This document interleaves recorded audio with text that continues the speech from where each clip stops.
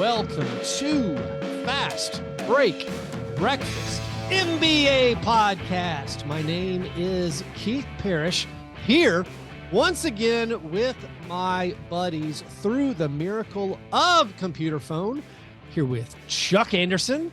Hey now. And with John Burr. Hello, boys and girls. John, your background is not normal. Where are you? Are you in your home? I'm in my house. YouTube viewers. Okay. You've got some art. It feels ominous. Is it supposed to be ominous or is it supposed to be uplifting? There is some dark colors and some birds, and it feels Hitchcockian. Is that from the set of White Lotus? Did you get that when the show wrapped? I'll need more, you basic bitch. Yeah, I'm not following White Lotus. I'm all over it. It's tremendous.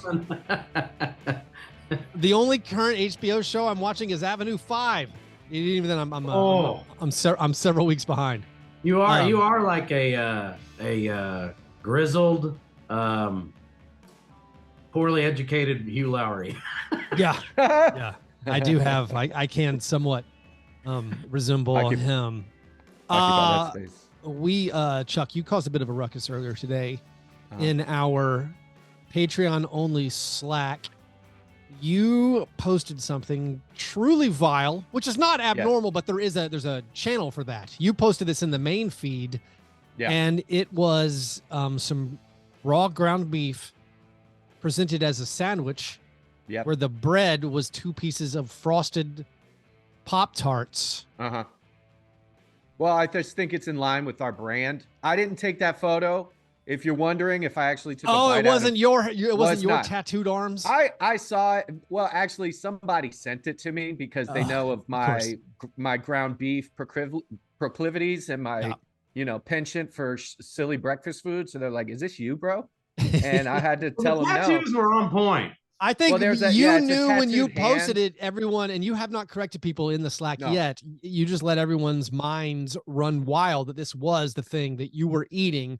This was the ground beef you've been talking about. Yes, it's maybe a quarter pound. A pound. It was so raw. So ground beef between 2 frosted Pop-Tarts, and it was obvious a bite was taken out of it. That's an important unsettling. Yeah, unsettling. So I posted a thing. Do we change the cream of wheat worst of the week to the pound of ground beef sandwich? Pop-Tart sandwich. So not only was this post insensitive, of course, to anyone with eyes, and not to mention our vegetarians in the Slack, of which you used to claim to be one. It's pretty horrible looking, but Mr. Eli Mulvey, he dropped this in our croissant questions. We'll go ahead and get to it up top. It's been a great many years of making the podcast now. Have you ever come across a breakfast that is worse than cream of wheat, like a raw beef mince Pop-Tart breakfast sandwich, perhaps? How bad would the basketball be to qualify for this segment? I do think it's important to point out to Eli and others, cream of wheat is more of a boring. It's not a boring breakfast. I mean, when we in the initial infancy of the show, we're brainstorming the segments. We're like, steak and eggs just feels like you're treating yourself, a ridiculous breakfast. And then the opposite, would be, we thought cream of wheat was just boring. Like, do you guys have strong opinions about cream of wheat? I dislike it, but some people have told me like it's an excellent breakfast. Why did you name your segment that? As a kid, I'm mostly offended by things that are mediocre. So yeah, I'll say I'm offended by it. Like, I like things that dare to fail or succeed. Cream of wheat just... Yeah, if you bring me a cream of wheat, yeah. So, Chuck, you said as a child, this was a frequent... Yes, that was a big thing as a kid, but I would dump a bunch of sugar into it. That's the best thing you could come up with is who cares, right? I remember the swirls, the cream of wheat swirls. Right, there would be like a maybe like some sort of maple syrup. Yeah, cream of wheat plus flavor. Yeah, you got the thing itself. Yeah, much like a pound of ground beef, you have to do something to it. So this makes me a terrible Southerner, but I have conflated grits and cream of wheat. I don't know the difference. I don't even know. I only know cream of wheat from the instant cream of wheat when like you accidentally purchased it instead of oatmeal. Like, I don't even know it as like someone, I've never in my life ordered cream of wheat from anywhere. And I don't think I've ever been served like, hey, I made this cream of wheat from scratch. It's basically a made up food as far as I'm concerned. So currently I did do some research. Cream of wheat is an American brand of farina, which is a porridge mix made from literal wheat middlings. It is so middling. Yeah. Middling. There we go. Breakfast. Yeah. So it isn't the worst, but as far as we're concerned, it is the worst because it isn't the actual worst. It is just a who cares. It's a motion to change the word middlings to conchars. Conchars to Caleb Martin's. This disgusting ground beef sandwich with awesome. Pop-Tart that you have posted, I would say, clearly I would never eat this. However, if the beef were cooked, I would give it a go. I would certainly at least once 100%. Try it. Like if you gave me cooked ground beef in between Pop-Tart breading, yeah, okay. I mean, you would have to readjust how you cook it because you can't just like ground it. You'd have to shape a patty of some sort. And then you could just couldn't you just brown it in a pan? Does it have to be totally formed? I don't know. No, I think you don't want a loose meat Pop-Tart sandwich. I think that would just it would be hard to stay together. But yeah. Don't tell me what I do and don't want. You're right. Yeah, you're right.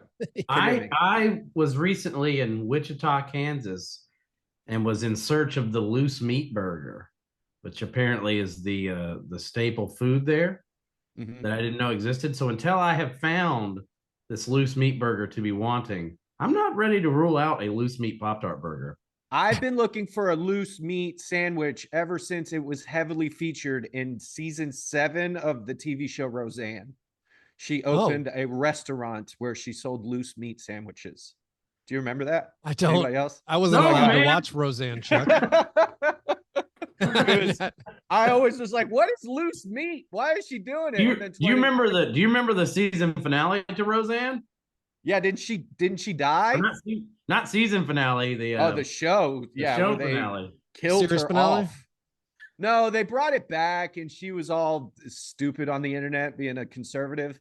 Oh, I wasn't talking about that, but yeah, that's also good. Yeah, that's they good basically wrote her out of the show and left.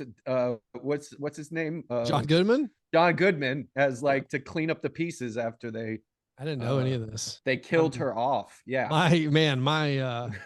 My knowledge of the canonical Roseanne series very, very limited. I could be wrong. My knowledge may be limited to loose meat sandwiches. I don't know, but I mean, they changed one of the main characters, right? I know that. All the pieces fit now, Chuck. You want to know who the architect of that stupid Roseanne TV show you used to watch? One of the architects was? Who? Norm Joss Macdonald. Whedon. No, he wasn't. I thought it was Norm King Macdonald. of your Marvel universe, the god of your Marvel universe. Hey, man, I am not got his start. All the pieces fit. That's amazing. I watched the Justice League Snyder cut. And then I had to go watch the Whedon version.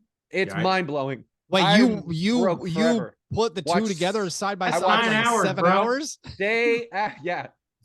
Back-to-back days. I watched I had to watch Man of Steel first, and then Batman versus Superman. Of course, you gotta get the background. I went through the whole thing. Super Batman.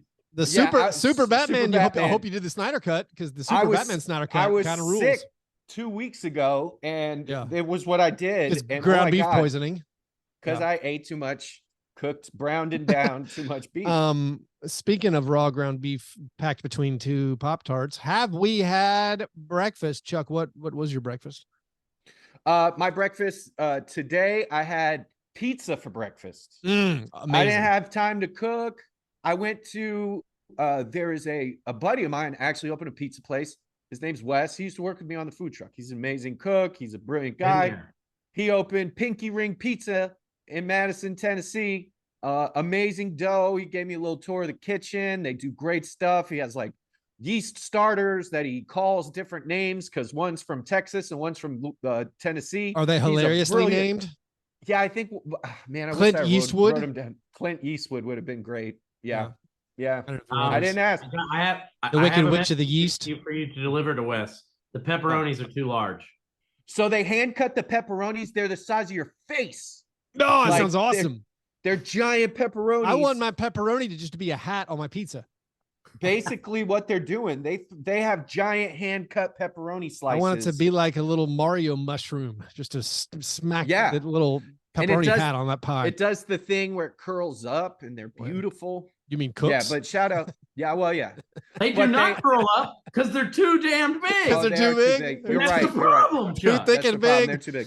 Oh man, that's amazing. Yeah, shout out Pinky Ring Pizza. I had a red pizza with no cheese on it, which is great. Had sardines. I took the sardine off for breakfast. It was great yesterday. That's awesome. But yeah, shout out Pinky Ring Pizza. Chuck's health food breakfast lifestyle has never been further from. I mean, I'm all over the place. Reality. It was a weird weekend, and I'm diet starts tomorrow. Here's how messed up it was, Chuck. My breakfast is basically health food because I have no sink. We have no kitchen sink. We've been through a lot in our house. Eventually, like the 80-year-old kitchen sink pipe has it's totally clogged. Like just nothing will go down. We're having it replaced actually tomorrow. Should be a spectacular. Who knows what spectacular disaster will be uncovered when they're taking this thing out of the wall and replacing it. But anyways, there's no sink, so I'm basically foraging for just like loose snacks. So breakfast was like a handful of almonds. Just an Obama level of a handful of almonds. That's incredible. Try to power my day. I did not enjoy it. Black coffee and almonds, the oldest of old man breakfast, but that's all I got. John, what's your breakfast? So I had breakfast with my daughter at her daycare. And daycare breakfast is, at least where we go, yeah, strange. Raw broccoli and tomato. Oh, nice. Celery. A dash of cereal. No milk. Little cereal in the cup. Just a tiny cup, paper cup full of Cheerios. They had like the type of plate, like prison trays. Yeah, like one flew over the cuckoo's nest. Yeah, they had with the segmented apportioned quantities. Yeah, the most important. And then like a Pepperidge Farms chess cookie. Oh, nice. The most important. These were just random things question the ladies had like on the floorboard of their car that they're serving to my child. But needless to say, I did not eat them. My partner, like in solidarity, ate the entire meal. Well, you got to set a good example for the kid to show them that it's okay to eat the food. I should have thought of that. Yeah. No, the most important question whenever you visit a daycare, what chair did they provide you? Was it a miniature chair for a 2-year-old? So this is when you know you're a great big fat person. I walk in, and as I'm walking up, there's a mad dash amongst the 3 caretakers to secure a larger chair. Yeah, we gotta get this guy a larger chair. We can't give him one of these. Just good looks at one another. Hey, it's time. Unspoken, like, holy, this is gonna, truly shuffling the chairs around on the Titanic if I don't get a larger chair. I think in this case they were shuffling around the chairs for the Titanic. Yeah.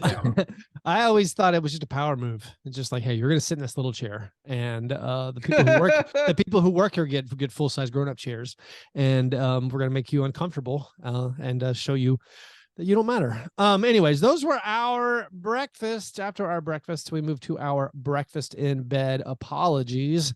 This is our opportunity to make right something we might have gotten wrong on a previous episode. It's frequently the first time we talk about the NBA. Either of you guys have anything that you would like to make amends for? Chuck, why don't you start us off? What should you make right in the basketball world? I mean, I think one of the biggest meltdowns I've had on this show in some time is arguing about Miami Heat contracts.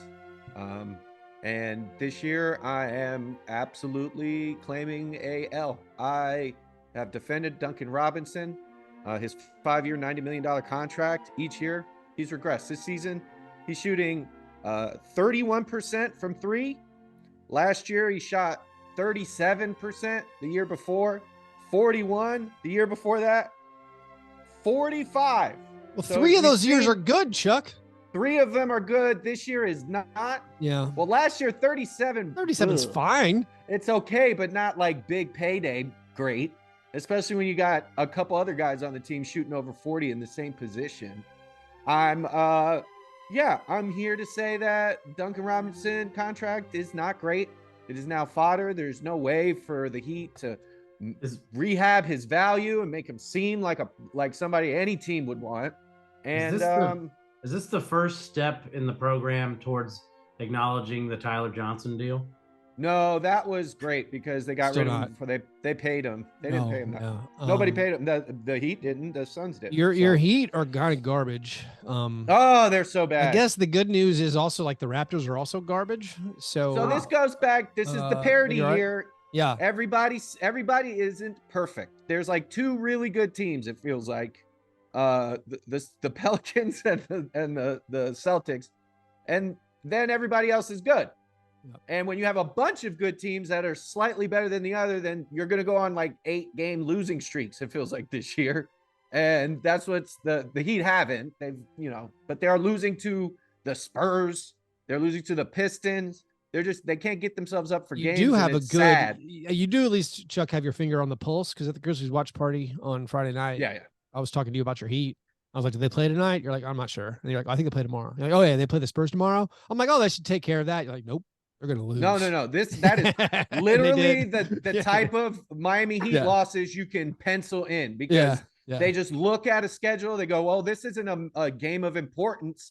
They can, gin up some energy to play the Celtics on the road and pull out a great overtime win, but then they lose to Detroit and the Grizzlies, Heat are who 5 have nobody. and 1. Yeah, you lost to our Grizzlies backups. The Heat are 5-1 in their division. 6-14 against everybody else. So I was trying to explain to some friends who don't really watch the NBA what the state of the NBA is right now, and I was like, there's like 3 good teams, and the rest of the teams are the AFC South and NFC South. Like they're just like if you look deep into their records, it's probably fraudulent from playing other bad teams. Like it's a strange conflagration of flailing fools. Most of the games are somebody's got to win. John, what's your apology? Well, you brought them up. Mine is a bit Raptors related, but strangely, I'm apologizing to one of the Raptors for being good. I'm not sure. I have oftentimes mentioned on the show that I don't understand OG Anunoby or see what the big deal is, and I still don't. But there is an incredible amount of like think pieces, and there's like a strange like media scrum of activity based around his defensive player of the year candidacy. So I feel like I've kind of missed the boat on just how effective he must be. And I even looked into like his stats, and I was kind of flabbergasted by how insane his steal rate is. It's like one of the best. Well, he's leading the NBA in steals. Yeah.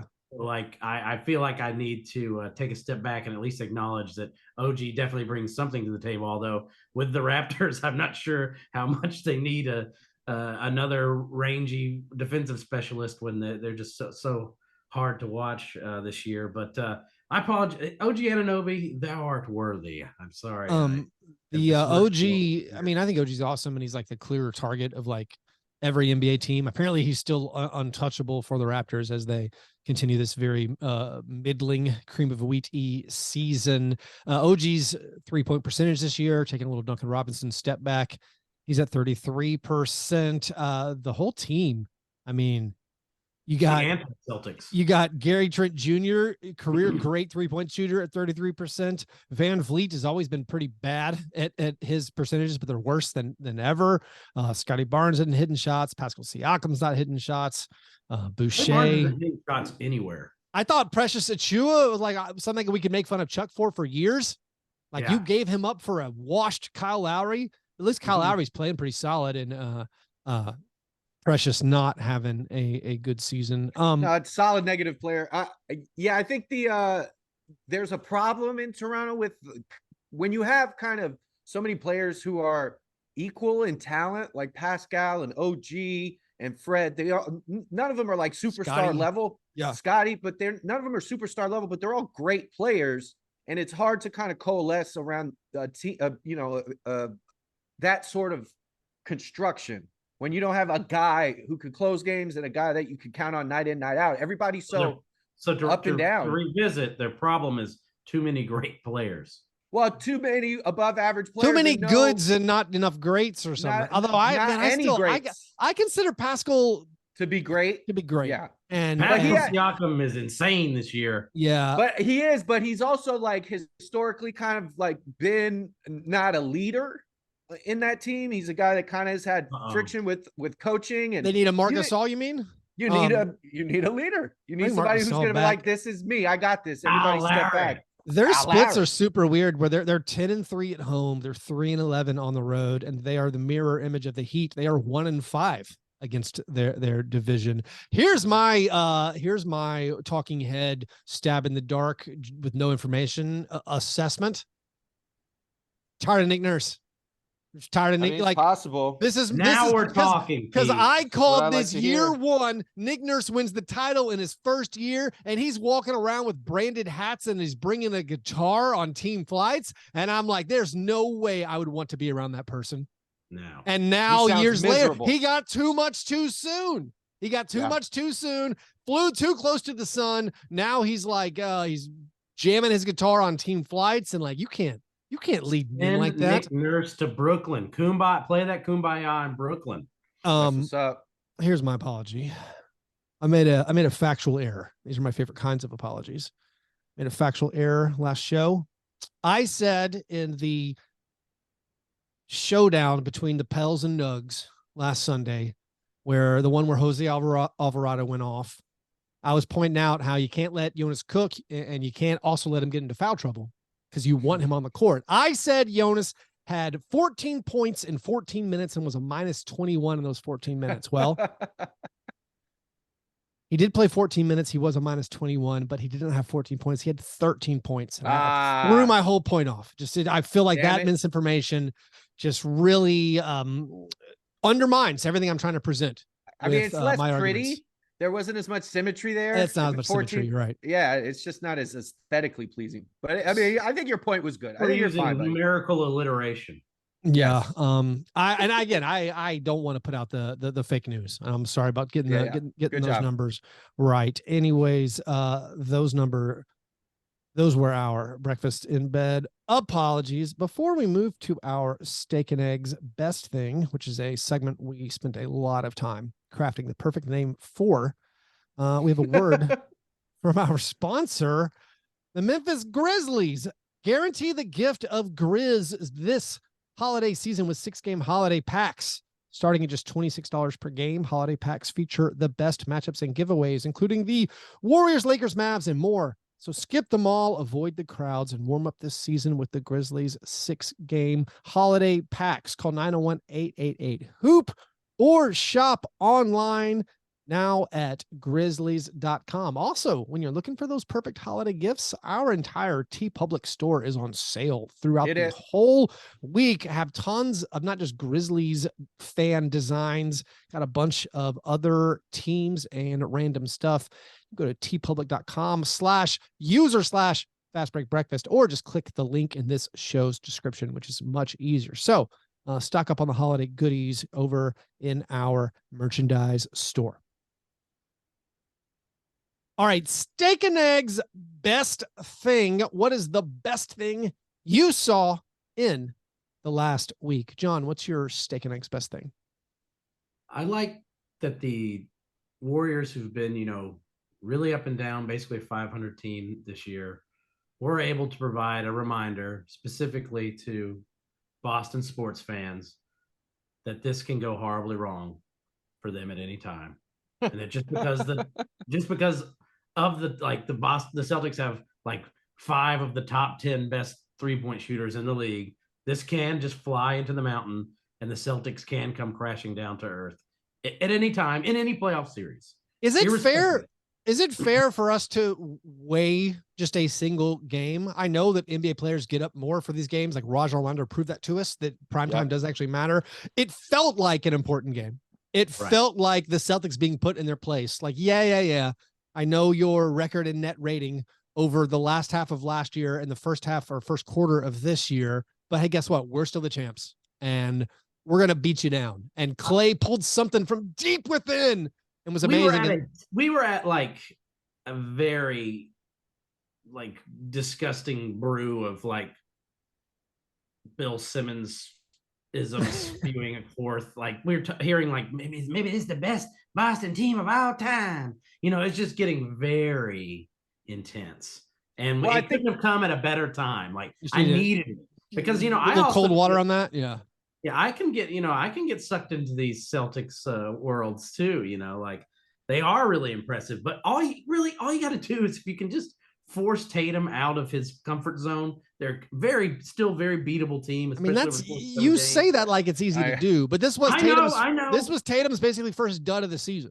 I know. Yeah, and I think he got himself out of it. I think he wanted to prove. I don't know. This is me reading body language, but it felt like he wanted to prove something, and he was just forcing things. He wasn't in rhythm. I've seen him do things kind of effortlessly that are mind blowing, and this seemed very laborious. This game for him. Also, Derek White re-inhabited his finals body and just sucked and just terrible again, which it's so weird. Yeah, like Tatum again. I think there is a very strong argument that he, could have won MVP if a vote had been taken before the game. But yeah, he had a rough one. But thinking about like third, I love it. Let's So thinking about the guys who might have a claim for MVP so far in this year, actually reminds me of a song. Dinklage, Peter Dinklage, Peter Dinklage, Peter Dinklage, Peter Dinklage, Peter Dinklage. All right, this game of scones is quite different. What we're going to do is we're going to try to get the top 10 players on Basketball Reference's MVP tracker in order as of Monday afternoon, December 12th. How we're going to do it is like, we're going to start with the first one. We're going to 1 through 10. We're going to go back and forth. You're not going to strike out for wrong answers. You're just going to amass strikes. So in true Fast Break Breakfast style, you don't get points for getting them right. You only are trying to avoid the most mistakes. So cool. We'll start with the first one. Since John less liked than Chuck, we're when we check the demographics and the feedback, John will go first, and we'll see who can win this one. Again, we're going 1 through 10. Who does Basketball Reference think right now is the favorite to win MVP on their MVP tracker? I feel like I know this. I feel like I've looked recently. I think it's Jokic. It is Jokic. Very well done. All right, number 2, Chuck. Who is second according to Basketball Reference? Let's go, Luka. It is Luka Doncic. The formula favors the pale. Caucasoids. We're on number 3. Who does Basketball Reference think is third? The third most probable to win MVP as of this second. So I want to say Tatum here, but I think Giannis's stats are probably too insane, and we'll say Giannis. That is correct. Unbelievable work. Giannis is third. Now to Chuck, who is fourth? Let's do Tatum. I think he's the man. It is Jason Tatum. You guys are amazing. I'm very impressed. All right, now number 5. Maybe things will start to get a little tricky here. Who is fifth? I'm wondering about Anthony Davis, but I'm not going to say it yet. Well, yeah. So, and here's a hint, John. Yes. This player has a 4.4% chance of winning the award. That's not a very good. That was a useless hint. Very useless. I'm going to say Steph Curry. That is correct. Unbelievable. Steph Curry having an amazing year. We're 5 for 5. Unbelievable work. Chuck, who is sixth in this MVP award tracker? I don't know if he is, but he should be. We should be talking about this guy, Shai Gilgeous-Alexander. Oh, that is wrong. That is wrong. We should be talking about him. We've been talking about him. All right, John, back to you. Chuck falls behind, picking up the first strike. I forgot about Zion, but I still am going to say AD instead of Zion. I'm trying to lead Chuck to say. I'm going to say AD. AD is correct. John Burr on fire. Who is seventh now, Chuck? Embiid. Embiid is wrong. Despite scoring 53 points on Sunday, Embiid is not on this MVP award tracker. We're looking for number 7 as John, you have a perfect record so far. Who do you think is 7? It is, in fact, Zion. Is this John is pitching a perfect game. Never seen anything like it. We're going to have to do a forensic study of the reflection in John's glasses to see if it's actually Basketball Reference. I can see a screen reflected into the glasses. All right, Chuck. Who's number 8? We have 3 players left. 1 through 7. I'll read them off. Nikola Jokic, Luka Doncic, Giannis Antetokounmpo, Jason Tatum, Steph Curry, Anthony Davis, Zion Williamson. Who's number 8? I'll go ahead and tell you Embiid and Shea not on the list. Well, I mean, yeah, because I got them wrong. Well, you got them wrong for their specific spot. For those spots? We're going trying in to get the spots? This is unreal. Yeah. Him doing that is statistically. This is like that poker lady. Unreal. This is we're gonna figure out. 7. You've got. You got 7 in the order of a random website's random. It's not a random algorithm. Website. I mean, it's pretty. It's a well-known, heavily used website. To very few people, it is heavily used. To most people, they go to stats. To 2 out of the 3 podcast hosts here, heavily used. No, Chuck. Chuck, I'm gonna go ahead and tell you, there is one screen that is always open when I do this show. It is the Basketball Reference screen, which is open right now. It's with the MVP award tracker on the right in front of me. All right. So John is cheating. All right. Impossible. Had to. He couldn't even. Normally, when he cheats, he throws out an error. I was trying to give you a wrong answer. I was trying to give you the next guy each time I went. I don't play that shit. This is all me. I'm trying to do this. So, John has destroyed the credibility of the show. Destroyed the whole this the entire segment we can't bit. do anymore. Can't even do. Give me Kevin Durant. It's open on my screen in front Kevin of me. Durant. Kevin Durant is right. Chuck has pulled up in his phone. He's now fighting fire with fire. Nothing. All right, Chuck. Let's see, Chuck. If you can get the next 2, you win. Ooh. Can I give him? What about Ja? Oh, Ja's not ninth. Close. I needed them in order. Unfortunately, Ja was Devin 10. Booker. No. Donovan Mitchell, 9th. Yeah. All right. Well, that was fun for a little bit. It was exciting when I almost believed John was doing it. When did you know I was looking? I assumed after the 3rd one.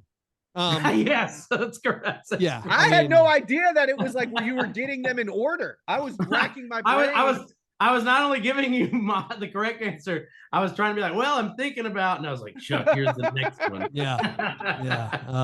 I can't believe anybody thought I could get that many correct. That's unreal. I was like, this game. As soon as I figured that out, I yelled, I screamed. I always have Basketball Reference up right in front of me the whole show. Chuck is like, who looks at these things? I was like, well, me the whole time. Well, I'll do here. I'll do Chuck. Let's do your best thing. Let's try to get this back on the. Let's try to get this show back on the rails. Try to regain the trust of our listeners. What's your best thing, Chuck? My best thing, man. We had the fantastic kind of quick series with the Pelicans and the Suns. It ended with the Suns losing in the first game and the Pelicans doing some what could be considered unsportsmanlike stuff, like a 360 windmill dunk when the game was called, basically with less than 5 seconds left. Beautiful rivalry stuff. And everybody, you don't ever really get hyped for a Sunday in December, right? But I was like, well, I have to watch the Suns play the Pelicans for the second time since Friday. Yeah. That is this kind of beginning of rivalry is my favorite part, where like the lore starts getting kind of like ingrained and the actual characters are getting into each other's faces. It's tremendous. So the Pelicans being good, while it's probably not great for the Grizzlies fans in our podcast who might be a bit worried about the potential next few years of having to face Zion and a stacked team. This has been a great thing for the NBA. And I'm saying that not just about the Pelicans, but like the rivalry stuff that we're building with these quick series. I think that's something for, I don't know, for the environment is a good thing. Maybe we shouldn't take a plane flight after every game. Look at you drinking Maybe. the league's Kool-Aid. That's like part of the press release when they release the schedule. Like, I didn't know that, but like in my head, it's like, maybe we shouldn't burn a bunch of carbon for no reason. We got to play again. Yeah, let's just play them in 2 nights. I think it works out for everybody. They should get on the Madden buses and just bus them everywhere if they want to save the that's carbon. It. No, the Pelicans are awesome. I mean, they're incredible. Awesome. Dyson Daniels looks weirdly like a 10-year veteran. All the players are cool. We've been over this. We've been over it. All the players are cool. It's not fair. Dyson Daniels should be on the Grizzlies. Not all right. I did like a lot of things to like about this Pelicans Suns showdown. I mean, first of all, Art, the 360 dunk. Emphatic, spectacular, better than any of Obi Toppin's nonsense from last year. Unreal in-game dunk. I understand the quote unquote sportsmanship things that happen at the end of games. Like don't go steal the ball from a guy who's just holding it, running the clock out. Usually you do not win ahead, but I gotta say there are exceptions. And when you can do that, that's an exception, right? Can I squeeze in an ersatz croissant query real quick? Yeah. As the resident Pelicans fans, I'm worried I'm in a social media bubble. All I see is people defending the dunk, but I'm worried I'm just getting confirmation bias. What percentage of NBA fans think that the dunk was disgraceful or unprofessional? Maybe people think it was just disrespectful. Please help me. I think it was fun. I think, like, when you're talking about a team that lost to that team in the playoffs the year before in kind of a hard-fought battle, there was a lot of, like, passion in that series, too. Chris Paul was just, like, openly furious with Grand Theft Alvarado. Like, all this stuff was, like, building to that moment, and I think in totality, like, that's what made it cool. It wasn't the dunk itself. It was like, yeah, those guys are going to get mad, but this is like what basketball is cool for. It's about passion. It's about more than just like points. It's just the stories, and that story is incredible. I think only active and former players care about this. Yeah, no, all fans care about it. Really? Are active players speaking out against it? I just know they get mad about it. I know that in the same scenario when in the like counterpoint, people got mad at Chris Paul for scoring a layup late in the game last year. I mean, I think truly players get mad about, but I don't think fans do. I think there are degrees and there are exceptions. Like if it was, I don't know who it was, if it was somebody else, like if it wasn't Zion, if it was like Alvarado who just got a steal and then was like, I think Alvarado, he knows I'm going to dribble this out. There's nothing amazing I could do at the other end. Right. But in this thing where you're Zion, where you're making, I mean, this propels him. This play literally propels him, I think, up these fake MVP ladders. Like it probably doesn't affect Basketball Reference's formula they use, but like, this is something that puts him in the consciousness of award voters. Also, he's performing in front of the home fans. He missed all of last year. Yeah. He was plus 30, plus 28 before the dunk in this game. Like he thoroughly dominated this team that beat his team in the playoffs last year. I also think if he hesitated at any moment, then the act would have become wrong.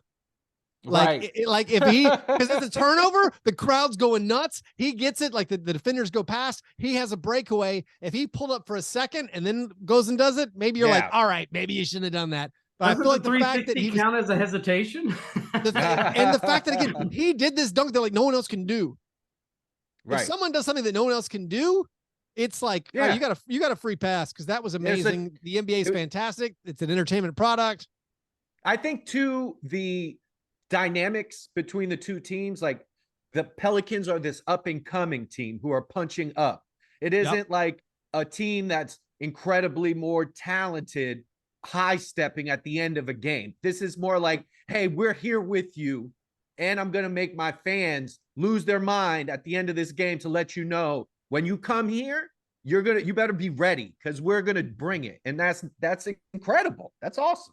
I would say also, I think most fans, and to answer Jabber's question, I'm just going to guess from the bubble I live in, which by the way, I live in like a Suns hating bubble. So my online social media experience is everyone was for it. But I'm trying to counter that. Just assume that like, I bet like 60-40 of fans are for it. And I think the reason most objective fans are for it comes down to this tiebreaker. The tiebreaker was that cool? Yeah. Yeah. And like, that was cool. I think it's at 95%. It might be 95. Cause like, I think when you go to sports, like I don't follow baseball, but as far as I can tell from my outsider perspective, everyone thinks bat flips are awesome. Right. My dad travels while watching games, and sent me a clip as only he could, which was him filming someone else's phone. Someone my brother-in-law showing him the dunk, and have you seen this? Yeah. Like that's how you win. There was nothing negative about it. And it was hysterical because on the same night, Gobert did the same thing against his former team, the Jazz, but he did it with the layup. Now, I think Gobert doing it objectively wrong. However, if you're going to be a villain, what he did was even better. Oh, because he stopped and thought about it and then laid it in. He's 7'2" or whatever. And it's like, I could dunk. I'm not even going to dunk. I'm just going to lay this in. That felt like a slap in the face. And so I could honestly work myself into, that was kind of cool too. Cause he was just being a villain. No, I think the Zion play was amazing. Hey, here's my best thing. Oh, I got a lot of them. I mean, one, the Suns lost 4 straight. Oh yeah, dude. First time since before the bubble. So I think the world is returning to pre-COVID times, which is great.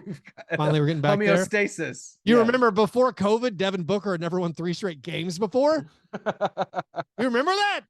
I do. So hopefully nature's healing there. Chris Paul has lost 5 of the last 6 games he's played in, including 4 straight. I love that. I don't like Chris Paul. No, my actual best thing outside of the fun of the Pelicans and how cool they are. My actual 7 best in a row, baby. Is I gotta mention my guy D'Anthony Melton. Oh my God. D'Anthony Melton on Friday night, Chuck. We were having a Grizzlies watch party. Yep. Watching the Grizzlies play the Pistons in what I will describe as a boring shellacking. It was a blowout. The fourth quarter was horrible. And you know, maybe the energy was lacking. Maybe that's on me. Not providing enough energy to the fans there. But it was kind of a subdued crowd until I got a couple of texts. This was for me. This didn't help the crowd at all. When I got a couple of texts, like, "Hey man, you see what Melton's doing?" And I look on my phone and Melton's got 6 steals and 6 threes. And I was like, "Hey now, gotta go find this ESPN game." So we're at the watch party. And basically the excitement of the watch party was then turning our view to the Lakers and Sixers finish, which by the way, a very, very weird finish. The Sixers basically almost blew the Melton game. James Harden had a horrific stat line, which somehow did not even make our iShop list that's coming up later. You had Austin Reeves getting fouled on a 3-pointer down 3. He makes 2 out of 3. Then the Sixers throw the ball away. They blow about like a 14-point lead in the last few minutes. Anthony Davis has a chance to win the game. He's 13 out of 13 from the foul line. Misses. It goes to overtime. Sixers take care of business. But our guy Melton, 8 3-pointers, 7 steals, a career high in points. He never scored over 30 points before. It was beautiful. For me, it saved the energy of the watch party, getting fired up, cheering for our Melton. Also, the synergistic on the same night. Yeah. A guy, Kyle Anderson, having a career high 12 assists. All the energy. It was just convening for that Nobles Nashville Grizzlies watch party. A vortex. Beautiful moment. Some people worry about the world being a simulation and they're the central character. I'm worried that I'm an NPC in the simulation and Keith's the central character. That's how I feel most of the time. Everything is coming together. Melton, the second player in NBA history to have a game with 8 threes and 7 steals. Michael Adams, a guy who we mentioned on the show a lot as one of the people from history I'm the most curious about because I have no memories of him. Yet he always pops up in our weird basketball reference searches. Whenever I'm looking on basketball reference, I'm like, who is this guy? He sounds amazing. But again, no memories of him. Now that was That was awesome. Is Good job, Melton. Shai Gilgeous-Alexander destined to be the Michael Adams of our era? Oh, that's a great question. Anyways, those were our best things. The opposite of our best thing is the raw ground beef patty stuck between two Pop-Tarts. Worst thing of the week. I love this character. Chuck, what's your worst thing? Well, speaking of Shea, we are going to talk about him being a cog for the bootlicking referee, Bourgeoisie. This is from 3 days ago, but it checks out. SGA a couple weeks ago, and he was asked about the refs. Instead of saying nothing like most players do, or saying something terrible like Chris Paul does, he took another route, and he said, they're humans like us and make mistakes. They make a lot of right calls too. And this is data from 3 days ago.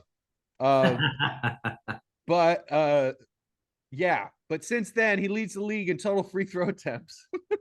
20 above Giannis Antetokounmpo. Now, this isn't data that's current. Yeah. I don't know how to use Basketball Reference to make it current.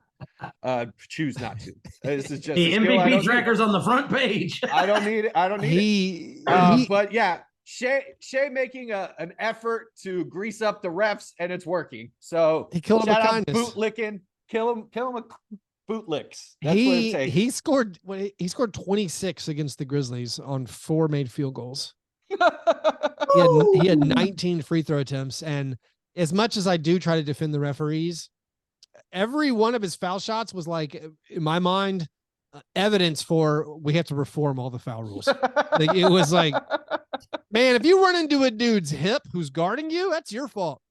Yeah. You know, like if you run into a guy's navel who's actively guarding you, that's your fault. If you were playing pickup and you like put your shoulder in my chest and call a foul, nope. Like no one's allowing that to stand. But everyone, like, he didn't get fouled with a hand. Like no one hit him with their hands, and he got 19 free throws. Like fouls should somewhat be, I feel like arms and hands should be heavily involved in foul calls. But Shea was just working it. He was just initiating contact. And again, letter of the law, I would say basically everyone was correct, except for there was one on Zaire Williams, truly despicable foul call, where he falls over. Zaire does like I'm a grown-up playing against toddlers. He blocked the ball with 2 hands straight down because Shea shot it like 1 foot off the ground because he just fell down, and then they called a foul there. No, it's pretty gross. By the way, this is a stat brought to you courtesy of Grits and Grinds, my Memphis Grizzlies podcast. James Harden once had a game where he had 27 points on 2 made field goals. That game was also against the Grizzlies. There goes that man. Let's keep it Grizzly centric. My worst thing, there was a viral video that went around about Ja Morant traveling. Ref snitching. Constantly traveling, carrying. I'm not upset that this video is out there. I'm not upset that it got made and got viewed. I'm upset that it reminded me of how limited our reach is. Because we've been talking about this for years. Yes. Been saying it for years. When people say, why is Ja Morant so good? I say, because he travels all the time. How did he pull that move off? Well, it's not legal, first of all. But it turns out my reach much more limited than this viral video that went around. I'm not saying we're going to start calling travels. I am saying, been pointing it out since the day he arrived. Not in a snitch way, just being like, that's pretty awesome. We now have a guy. We now have a guy who operates above the law. We have a guy who the rules do not apply to him. He has multiple game-winning shots that are travels. Yeah.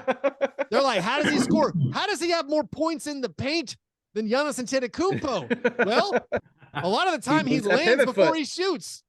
A lot of the time he jumps, then lands, then shoots. It's not legal. How are you supposed to guard him when he travels? Well, I don't think you can.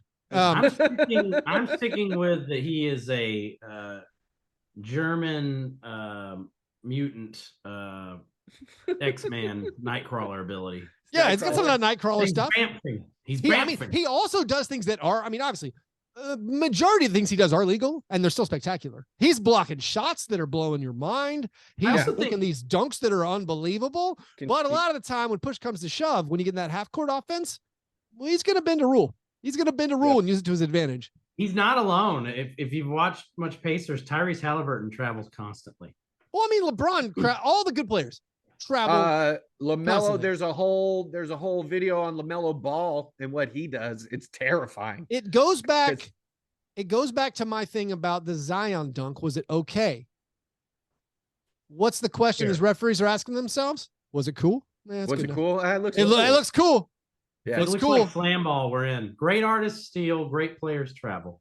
Exactly. John, what's your worst thing?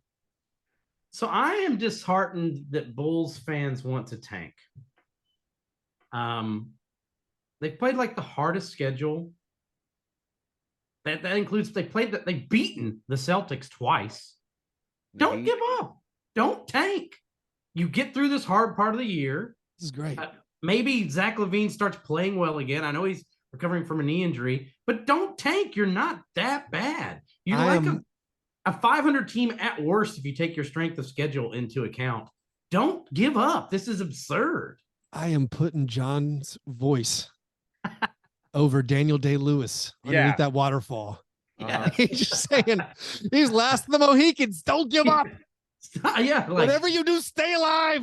Right. I don't understand it. Like, if you trade off these players that you've acquired and put into a team that's good enough to beat the Celtics twice, it's going to take you years to get back to this.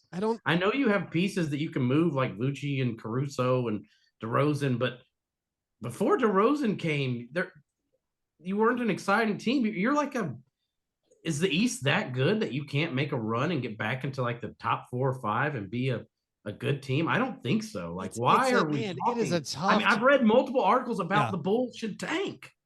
It's a tough tightrope. I think I feel like the wrong person to be saying this, but in these specific circumstances where there seem to be 5 surefire great guys in the lottery, and you look at your ceiling and you're like, we're never getting there. Even if I do try to, what's it, Madeline Stowe? Is that her name? If I do the Madeline Stowe, all right, I'm gonna stay alive. I'm gonna keep fighting. There's not that much of like a light at the end of the tunnel. Like they're gonna keep scratching and clawing, and there's almost no chance they win around in the playoffs. So it's a hard thing. And actually, so we're gonna sprinkle in yet another. They have question. They are 4 games out of home court in the first round of the playoffs. Like, but there are 11 teams standing in front of them, right? It's like the Lakers. The Lakers have been awesome. Yeah, but look at that. There's still 11 teams standing in front of them. Yeah, but it's like the games matter, not the teams. And if they can string together a run and move up, they can get the first round home court and win a series. I think they have the talent to, even though DeMar DeRozan famously just disappears in the playoffs. I think they can do it. And, you know, as a Heat fan, I want to see them tank because I don't want to watch them at full strength for the rest of the year when my team's fighting for a play-in spot. In clutch games, they're not just performing poorly. They're the worst in the league by a wide margin. It's just not their record. Can we actually, this is a great, before I was going to get this question. Before we get to this question, speaking of clutch games, this is now the moment to talk about their clutch game on Sunday, which was the best finish. Oh my God. It was absolutely absurd. You had Bogdanovich making a over the backboard Larry Bird jumper to put the Hawks up 7. It felt Hawks over. Missed him. Then eventually Kobe White ties the game with 20 seconds left. Trae Young hits a game winner. Trae Young, who is, did you know this? I said this in the last episode, John. I knew you specifically would love it. Trae Young's 3-point percentage right now is the same as Josh Smith's was when he was a Hawk. As a reformed Hawks fan, I figured you'd enjoy that. Josh Smith ran you away from Atlanta. I mean, Trae Young's shooting splits are Jason Kidd's now. It's like 40, 28. Imagine if Jason Kidd was shooting from the logo. Trae Young hits this go-ahead shot with a second left. Then DeRozan down 2 gets fouled by Bogdan with half a second left. He makes all 3. Then you have this perfect inbounds pass and play. Apparently Joe Prunty, the assistant coach for the Hawks, ran this same play for the Bucks 7 years ago. Head coach. That account, Half Court Hoops uncovered that one, and a perfect little back cut for AJ Griffin finishes it. Second Griffin game winner of the year for the rookie. Yeah. And so there you got that's another clutch loss for the Bulls. No, this talking about the Bulls reminds me of this question from Drew Dumfries. Which team is on the wrong end of the worst active trade in the NBA in terms of what the team gave up and their future situation relative to draft picks they owe in the trade? Because I think one of the nominees has to be the Bulls, who are on the wrong side of a Vucevic trade. There is an argument. Maybe they would have never gotten DeMar DeRozan. Maybe he wouldn't have signed there if they didn't show this competitive push to get Vucevic and to show like a commitment to trying to win. But like trading Franz Wagner, the pick that eventually became Franz Wagner, like they didn't think they were giving up that, whatever it was, the 7th pick, I think. They didn't think they were giving up such a good pick then. They thought they'd make the playoffs the year they traded for Vucevic. That Vucevic trade's kind of painful, losing Wendell Carter Jr., then the pick that was Franz, and another pick. Pretty ugly. What's another team or someone on the wrong side? I think we got to say Gobert, right? I mean, the Gobert. This is a objection leading the witness. This is a famous Minnesota fan in our Patreon only Slack chat, who I believe has compared the Rudy Gobert trade to the Herschel Walker trade, just showing the depths of the scarring for Drew. Herschel Walker, failed Senate candidate, was in fact really, really good at first year on the Cowboys. I mean, Gobert's fine, but his numbers are way down. Jaren has more blocks on the season in 10 games than Gobert has in 23 games. Let's say his full name, Jaren Jackson Jr. for the non-Grizz faithful. I think there's only one Jaren in the NBA. Come on, I don't have to do anything of this sort. The worst trade for me is whatever the Lakers gave up for Russell Westbrook, which was a first-round pick, Kyle Kuzma, KCP, Trez Harrell. That's pretty bad. Although Westbrook has been off the bench. Off the bench, Westbrook is good. But that's a lot for a bench player. I mean, are we considering?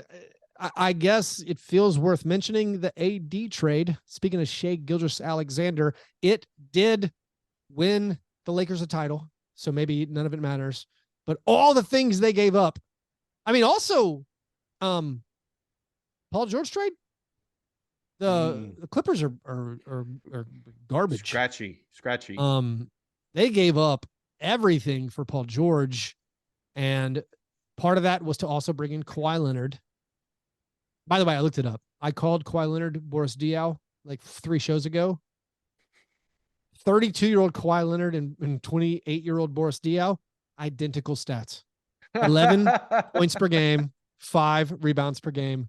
4 assists. What about the trades that yielded the Grizzlies so many picks? Or should those be thrown in? Which one? I mean, are the Jazz still paying for the Conley trade? No, I mean they've turned it all around. They saved it. It's got to be the Gobert trade because Minnesota is not that good, and they sacrificed so much. They're still the timing on this trade ended up not being good. No, I think it's still got to be the Gobert trade. Like I don't know what their ceiling is. I do think they're playing a little bit better without Karl Anthony Towns there, but also, I mean, unrelated I know Timberwolves fans are going through it. Gobert's kind of on a social media kicker, alienating fans with his, I believe we can say objectively far right views, which he started posting in the last 24, 30, 36 hours. This is a very unshocking development. Yeah, but this was patient zero. They paid so much to give up, and you have the Jazz, who right now are going to get really good picks even in the pick swaps. They don't even need them. They're gonna the Jazz aren't gonna use. I don't know. It's kind of a mess. So I guess to answer that, it'll be. Do you know what's wild though? Here's a bad trade that sticks out in my head: is the Knicks to Mavs Porzingis trade.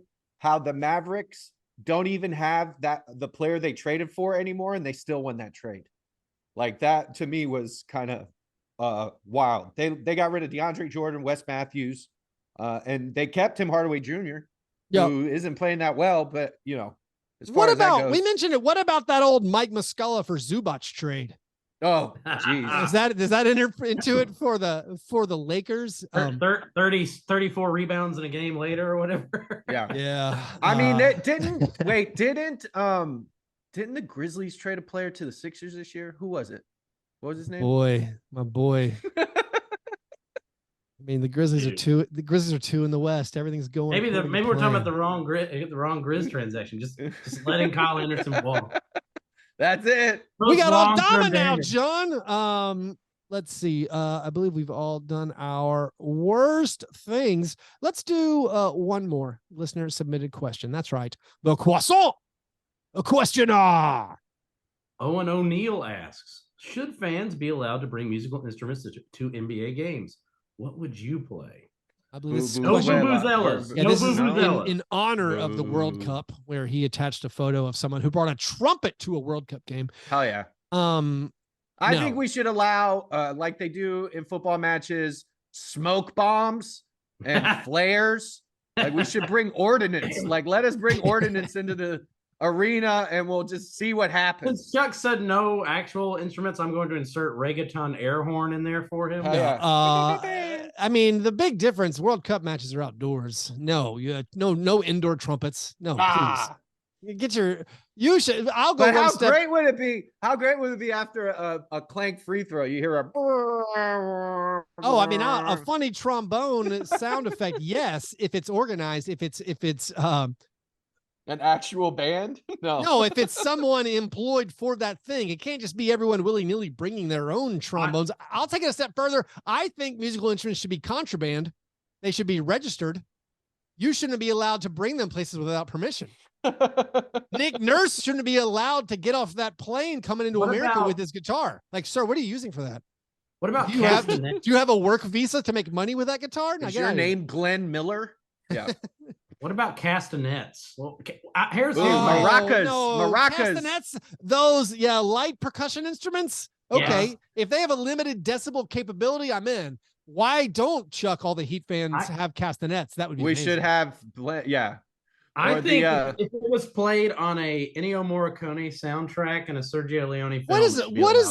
It's not a wood block. What are the wood sticks that go together that make that nice tack, tack, tack, tack, tack, tack? I gotta look this up now. I feel like those would also be very good. I mean, you have the cowbells. Like is Sacramento, they used to do that, right? In college football, of course. Like the clave, like the clave. I think that's what. Yeah, that's what I'm going to bring a wall of Moog modular synthesizers. Well, as long as you had a limiter on the number of, I mean, kazoos would be fine, right? Is that worse? Be like Army of Kazoos better or worse than a Vuvuzela? Same thing. Like Emerson, Lake, and Palmer trying to get their tour bus over the mountain with a metric ton of Moog synthesizers. It's gonna be. I'm ready to move an opera house into the FedEx Forum at this point. Fitzgeraldo, this thing. Bongos. We should have percussions. Where's the bongo lady? Well, I got bongo lady, But those weren't real bongos, were they? No, it's not real bongos. Terrible. Anyways, thanks you guys for the question.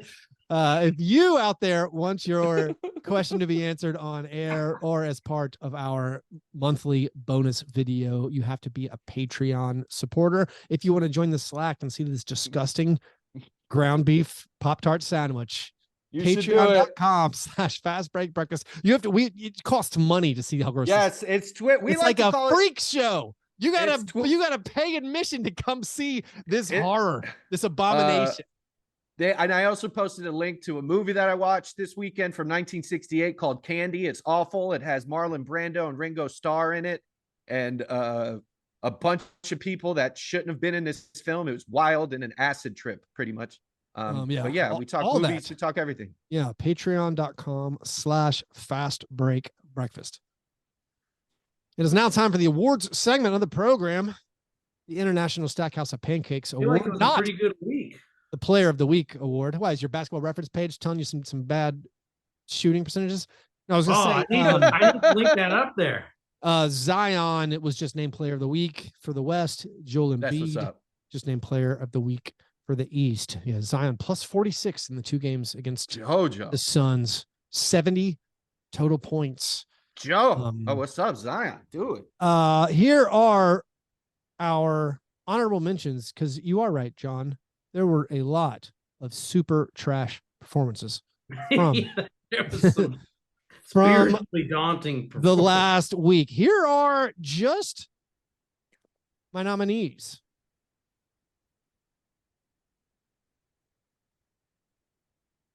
As soon as I find it. Cole Anthony, 0 for 9. Bogdan Bogdanovic, 3 for 16. James Harden, 4 for 19. Reggie Jackson, 5 for 20. Jason Tatum, 6 for 21. Dylan Brooks, 7 for 22. Clay, 8 for 25. Those are just the honorable mentions. We do have 3 nominees as they occurred throughout the last week. Steph Curry, not normally in the ice shop. Steph Curry in a loss to my Indiana Pacers. He was 3 for 17, had 12 points, 6 assists, 4 rebounds, 1 steal, 3 turnovers, and 2 personal fouls. Chris Middleton, in his second game back, in a win against the Magic, he was 1 for 11. 5 points, 3 assists, 1 rebound, 1 steal, 2 turnovers, 3 personal fouls. And then Jalen Brunson, in a blowout victory over the Hawks, was 2 for 14, had 8 points, 6 assists, 4 rebounds, 2 steals, 4 turnovers, and 3 personal fouls. So we have Steph. To point out that 2 of these performances were so bad that the players then missed the next games out of shame. That is accurate. That's a very good amount of context. Unfortunately, we cannot use any of that context, as it is only what remains in the box score. We got Steph Curry, 3 for 17, 12 points, 6 assists. Chris Middleton, 1 for 11, 5 points, 3 assists. Jalen Brunson, 2 for 14, 8 points, 6 assists. How do you cast your vote? I think it's Middleton. I don't know what the right answer is. I think every vote is fair. These are all, they're all very 1 for 11 or 2 for 14 or 3 for 17 are all bad and basically equally bad in my mind. I will allow you to log your vote for Chris Middleton. I'm going to go Chris Middleton. Okay.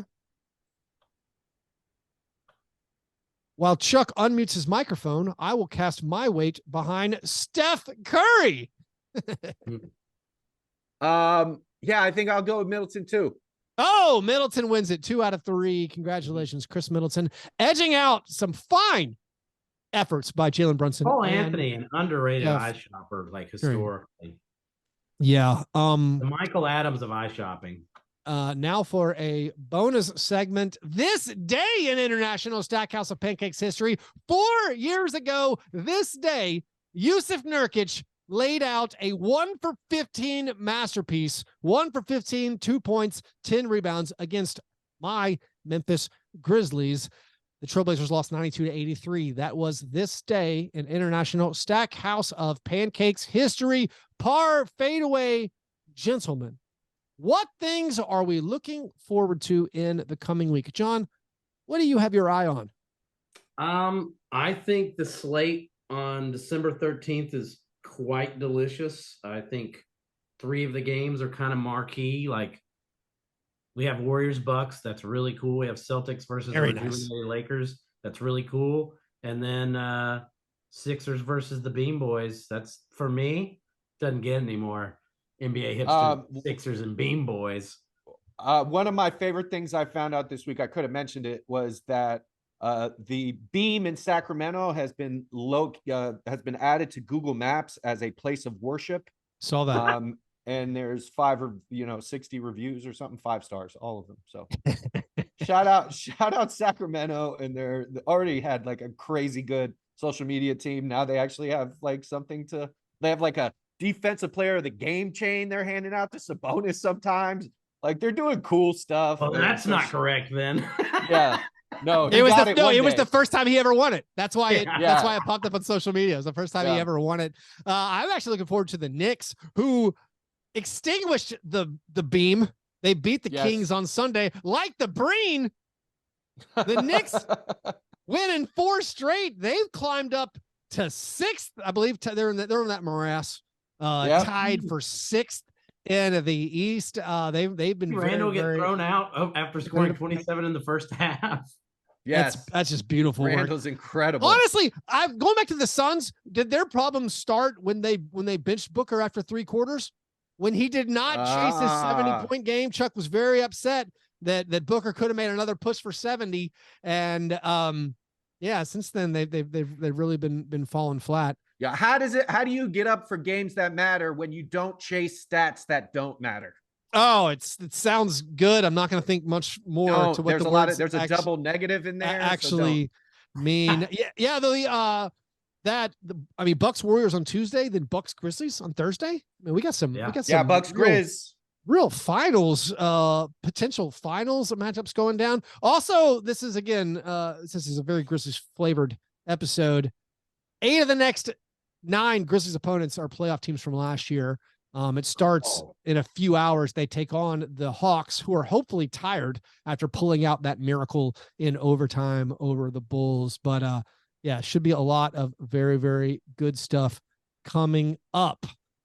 If you are in the Memphis area, do not miss Lizzo with special guest Lotto.